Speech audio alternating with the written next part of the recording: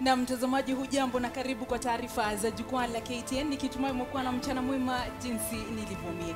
Ni siku ambapo tume ya kupambana na ufisadi imetangaza kwamba itafungua upya faili ya uchunguzi dhidi ya aliyekuwa waziri wa ugatuzi Anne Waiguru. Na ndiposa tumeelekeza mjadala huu katika sehemu yetu ya swala nyeti, tukiuliza mtazamaji, ni tume ambayo jina lake limebadilishwa. Tume imebadilishwa mara kadhaa, wasimamizi wa tume wamebadilishwa mara kadhaa, na hata uhuru kutolewa na katiba kwa tume hiyo. Je, tatizo liko wapi katika kupambana na visa vya ufisadi? Ni kwamba wanaochaguliwa hawawezi kutekeleza jukumu hilo? Tume ndio ina tatizo au ni wasimamizi wa tume hiyo? Ndio mada tunayojadili katika sehemu yetu ya swala nyeti. Na katika swali langu na kuuliza, unadhani tume ndio ina tatizo au ni wasimamizi wa tume hiyo ndio wenye tatizo, au tatizo liko wapi katika kupambana na ufisadi nchini? Pia tutakuwa tukidurusu ile hati ya kiapo ambayo iliwasilishwa mahakamani jana dhidi ya Anne Waiguru. Na ndiposa leo nimechagua viongozi watatu ama wachambuzi watatu kutoka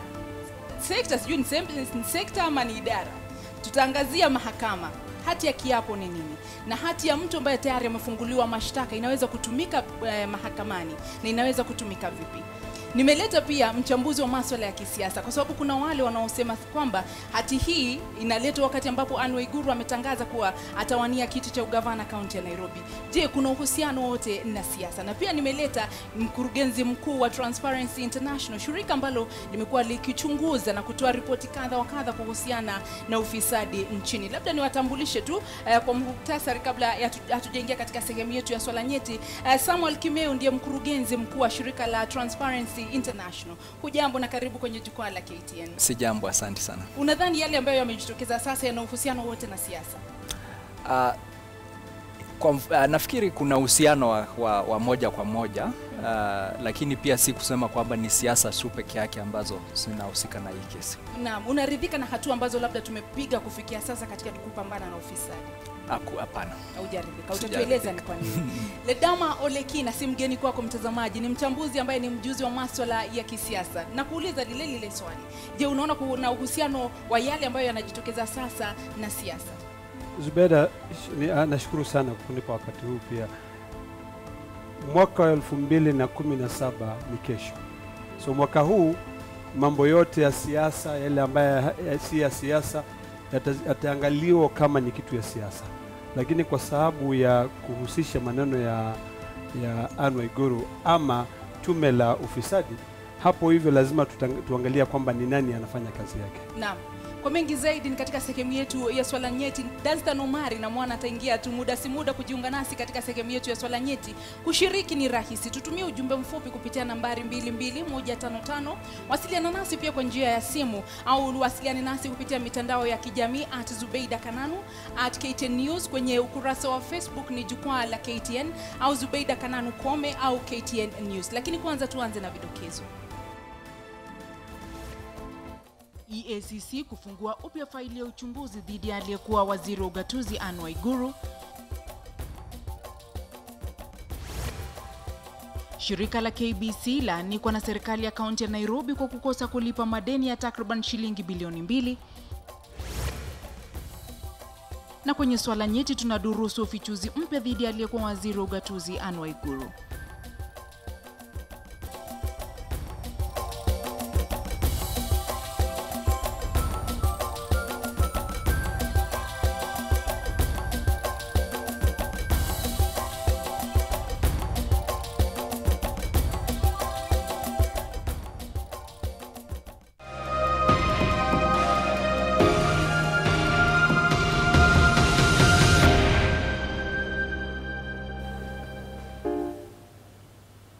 Karibu mtazamaji, jina langu ni Zubeida Kome. Tume ya kupambana na ufisadi nchini imetangaza kuwa itafungua upya faili za uchunguzi dhidi ya aliyekuwa waziri wa ugatuzi Anne Waiguru. EACC imechukua uamuzi huo kufuatia ufichuzi mpya kupitia hati ya kiapo ya mmoja wa washukiwa katika sakata ya shilingi milioni 791 inayozingira wizara ya ugatuzi. Josephine Kabura Irungu kupitia hati hiyo amedai kwamba Waiguru alihusika katika maamuzi ya jinsi ya kutumia fedha hizo. Waiguru hata hivyo amekana madai yote dhidi yake. Mwanasheria mkuu Githu Muigai amesema afisi yake haihusiki katika masuala haya. The Attorney General is no longer in charge of public prosecutions. That matter now lies squarely in the hands of the Director of Public Prosecutions. Na mtazamaji, tuangalie kwa kina hati ya kiapo ya Josephine kwamba aliyekuwa waziri wa wizara ya ugatuzi Anne Waiguru amehusishwa na sakata ya ubadhirifu wa takriban shilingi milioni 791 za mpango wa huduma kwa vijana NYS. Kupitia hati yake ya kiapo mahakamani, Josephine Kabura Irungu ambaye ni mshukiwa katika kesi inayozingira sakata hii alieleza mahakama kuwa Waiguru alihusika kwenye maamuzi kuhusu matumizi ya fedha hizo. Josephine anadai kuwa Waiguru alimsaidia kufungua biashara zilizopewa kandarasi kwenye mpango huo wa NYS kwa ushirikiano na wahudumu wa benki waliagizwa kufungua akaunti za benki ambazo zingetumiwa kuweka pesa za biashara.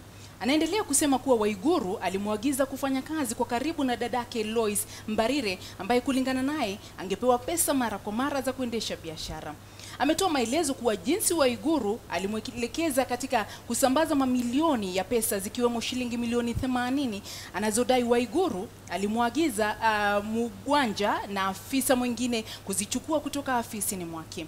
Anadai pia kuwa baada ya benki kuu kutaka maelezo kuhusu matumizi ya fedha za NYS, Waiguru aliitisha mkutano nyumbani kwake eneo la Runda uliohudhuriwa na Mutahi Ngunyi ambaye alikuwa mshauri mkuu katika mpango wa NYS, Hassan Nur aliyekuwa msimamizi wa wafanyakazi katika wizara ya ugatuzi, Adan Harake aliyekuwa afisa mkuu wa NYS na Joseph Mugwanja ambaye ni mkurugenzi wa kukabiliana na udanganyifu katika benki.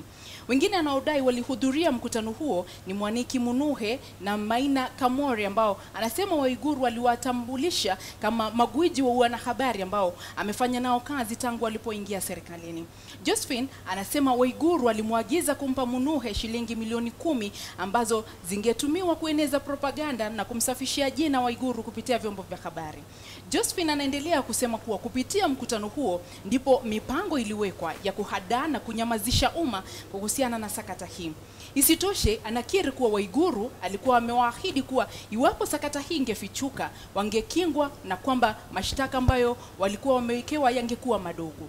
Wengine nao waliahidiwa kazi.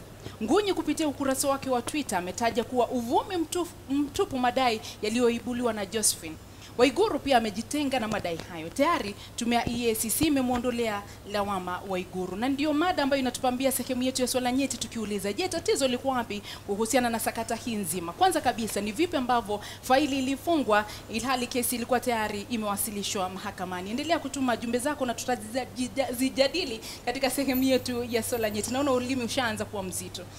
Muungano wa CORD hii leo ulikutana na makamishna wa tume ya IEBC na kuibua tetesi mbalimbali kuhusiana na swala hili zima la uchaguzi, swala hili zima la usajili wa wapiga kura. CORD ilitaka kujua ni vipi maandalizi yamewekwa kuhusiana na usajili wa wapiga kura. Tupate picha hizo.